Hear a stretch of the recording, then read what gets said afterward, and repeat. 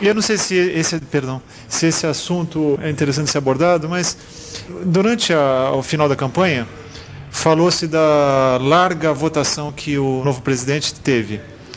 E aí tinha uma expectativa de que ele fosse o presidente mais votado de toda a história dos países no mundo. E no final ele acabou ficando com uma votação um pouco menor do que o Reagan nos Estados Unidos. E isso devolve um sentimento nosso de inferioridade ante ao povo americano e todo esse nosso comprometimento com o Fundo Monetário, com o Banco Mundial, essa coisa toda.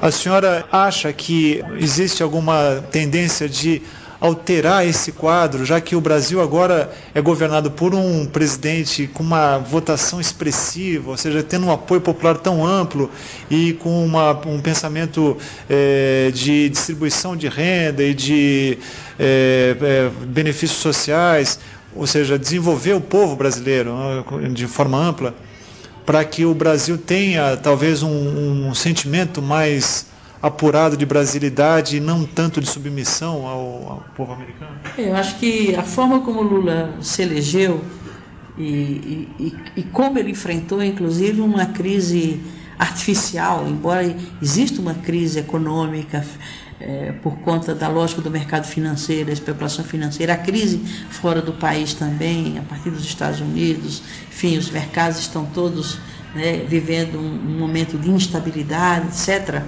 né? Isso se reflete no Brasil, mas apesar de tudo isso, ele saiu, né, muito fortalecido e ficando comprovado, inclusive, que o agravamento da crise foi um uso político eleitoral que se fez para tentar prejudicá-lo. Portanto, ele foi capaz, ele teve força suficiente, ele teve uma força popular que superou todos esses entraves, esses obstáculos que tentaram criar para inviabilizar a sua vitória eleitoral. Isso lhe dá uma força política que certamente um outro não teria. Agora, o que fazer dessa força política?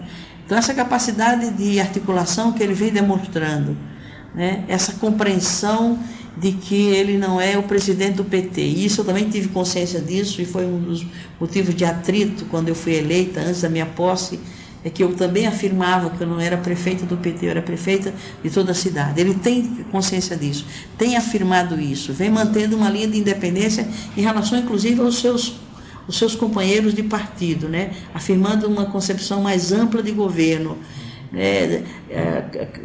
Trazendo, né, e fazendo um apelo para que todos venham ajudá-lo a governar o país. Isso lhe dá uma força e uma possibilidade de se firmar diante dos compromissos com os organismos internacionais, com o mercado financeiro, dizendo, tudo bem, nós vamos conviver dentro dos marcos desse regime, nós não podemos imaginar que haja rupturas, não tem clima, nem possibilidade, nem condições de se fazer rupturas, nem a sociedade quer ruptura, mas a sociedade quer o quê? Que o país se afirme, né, diante das outras nações, tenha soberania, que seus interesses sejam defendidos e preservados nas relações com os outros países, com o mercado globalizado. Quer dizer, não se está querendo que o país se isole do mundo, imaginando ser possível resolver os problemas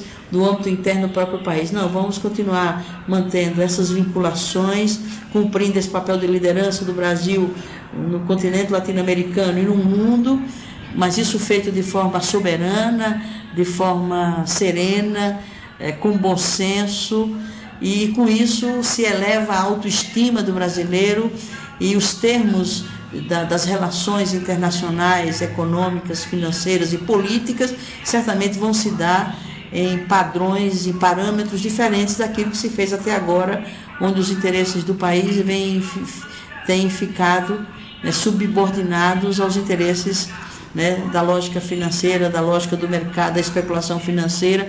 E eu acho que é essa a novidade, é isso que demarca a diferença, é esse o fato novo, que o Lula e seu governo vão ter uma credibilidade, uma força política e uma condição de defender os interesses nacionais, mesmo tendo que manter esses vínculos, porque não há como não ter num mundo globalizado, né? Um país com a liderança que potencialmente o Brasil tem que exercer essa liderança, e para isso ele tem que ter a capacidade de convivência, de relacionamento no mundo inteiro, garantindo certamente os limites, os interesses e a vontade brasileira.